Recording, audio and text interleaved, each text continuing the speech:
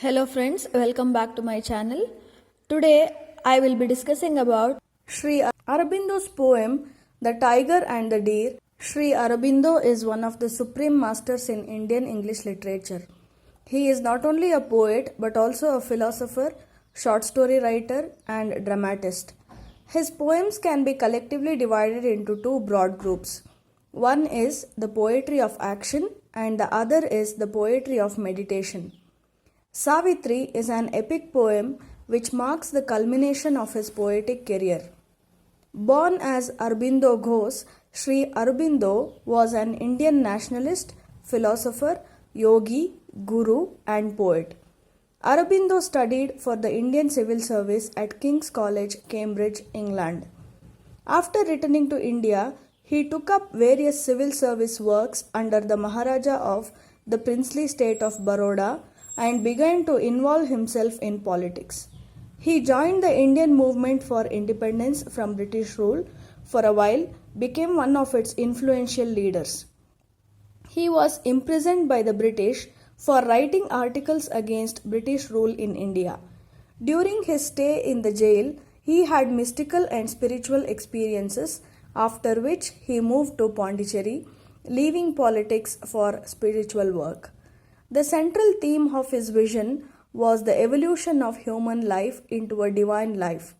He believed that spiritual realization not only liberated man but also transformed his nature, enabling a divine life on earth. Sri Aurobindo's poetic output is enormous.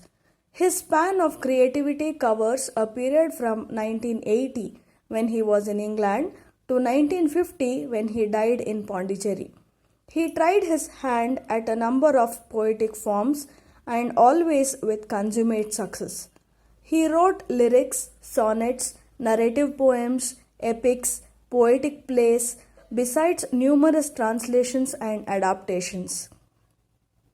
Aurobindo's chief works include the following: Songs of Mithila, The Life Divine, Essay on the Gita, A Defense of Indian Culture, The Secret of the Vedas, The Ideal of Humanity, The Psychology of Social Development, The Future Poetry, Savitri, Poems Past and Present.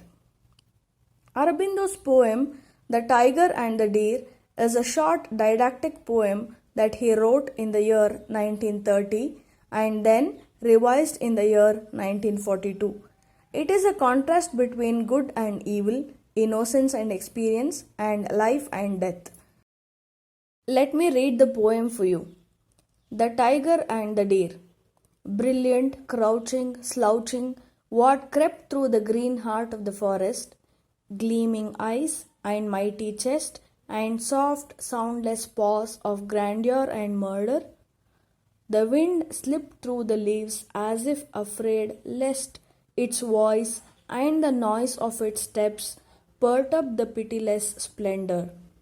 Hardly daring to breathe, but the great beast crouched and crept and crept and crouched a last time, noiseless, fatal, till suddenly death leaped on the beautiful wild deer as it drank, unsuspecting, from the great pool in the forest's coolness and shadow, and it fell and torn, died, remembering its mate, left soul in the deep woodland, destroyed, the mild harmless beauty by the strong cruel beauty in nature.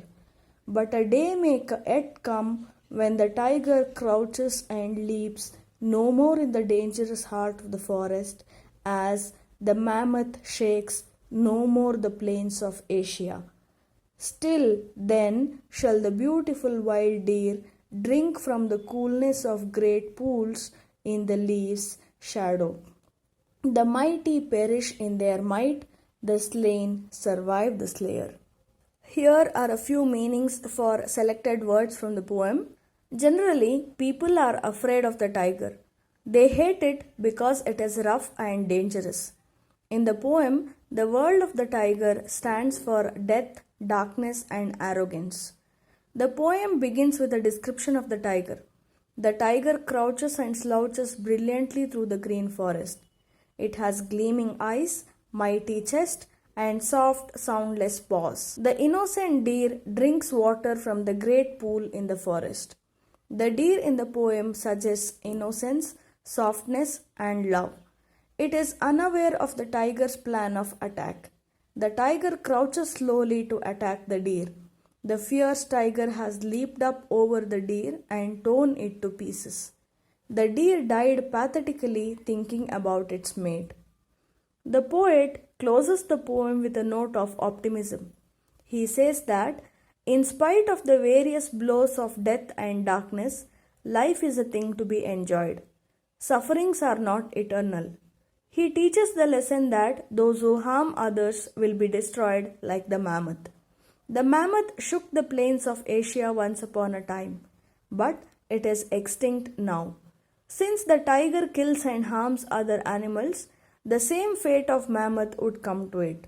But then the deer would drink without any fear in the cool ponds of the forest. Thus, the poem expresses the poet's longing for a peaceful and harmless world. The killing of the deer stands for the death and destruction of healthy values of life by the cruelty exercised by man on nature in the name of modern civilization. The tiger in the poem waits for the deer to come and is eager to pounce upon the poor creature, dragging it into the wilds of nature. The scene represents the dark side of nature itself. It is brutal and bloody, animal and horrific, wild and tempestuous, beastly and deadly, terrifying and cataclysmic. The tiger, lying in wait only to grab the deer for a kill, is definitely another perspective of life and the world, originating from the questions pertaining to the creation, the purpose, and prudence of it. The gleaming eyes of the brute of the jungle, burning and sparking, and the tiger with the jaws and claws of its own, coming slowly without making a sound as it is on the prowl. The chest of the tiger is mighty, and the paws are of grandeur and murder, and the beast is coming with soundless steps. The mild, harmless beauty is destroyed by the elements terrific and horrible which but the eyes cannot see. But a day will come when the destructive forces will meet a disastrous and abrupt end. Will never walk in the dangerous heart of the ignorant forest. But the deer will continue to drink water from the cool shade of the water pools in the forest of life. The Tiger and the Deer is really one of the most beautiful poems of Aurobindo, which remind us of the duality of nature and creation. Nature at some time is swift, fragile, cool, and calm, but at times it turns tameless, swift, and windy, sometimes placid and sometimes horrific, tempestuous, and terrible unexpectedly. The poem may be an anecdote of Indian sadhaka doing sadhana into the secluded domains of nature and the wild or the mountainous regions. Integral yoga, sometimes also called supramental yoga, is the yoga based philosophy and practice of Sri Aurobindo and the mother, Mira Alfassa. Central to integral yoga is the idea that spirit manifests itself in a process of involution, meanwhile forgetting its origins. The reverse process of evolution is driven toward a complete manifestation of spirit. Sadhaka or sadhak in Sanskrit is someone who follows a particular sadhana or a way of life designed to realize the goal of one's ultimate ideal, whether it is merging with one's eternal source, realization of one's personal deity. The word is related to the Sanskrit word sadhu, which is derived from the verb root sad, meaning to accomplish. In modern usage, sadhaka is often applied as a generic term for any religious practitioner. In medieval times, it was more narrowly used as a technical term only for one who had gone through a specific initiation. Sadhana means daily spiritual practice. It is the foundation of all spiritual endeavors. Sadhana is one's personal, individual spiritual effort. It is the main tool one uses to work on oneself to achieve the purpose of life. It can be done alone or in a group. In this poem, the poet tries to indicate that what is bloody will meet its end in blood. What is mild will remain appreciated unto the last. The law of the jungle is different from that of culture and civilization. The brute force too is an element of nature, bloody, bestial, and fierce in combination with the horror and terror element. Many great sadhakas of India have done sadhana in the midst of it all down the ages, which are but a hidden fact. The poem can make meaning if it is compared with Blake's poem The Tiger. The Tiger and the Deer is without any doubt a Blakean poem where the lambish element has been contrasted with the tigerly ferocity.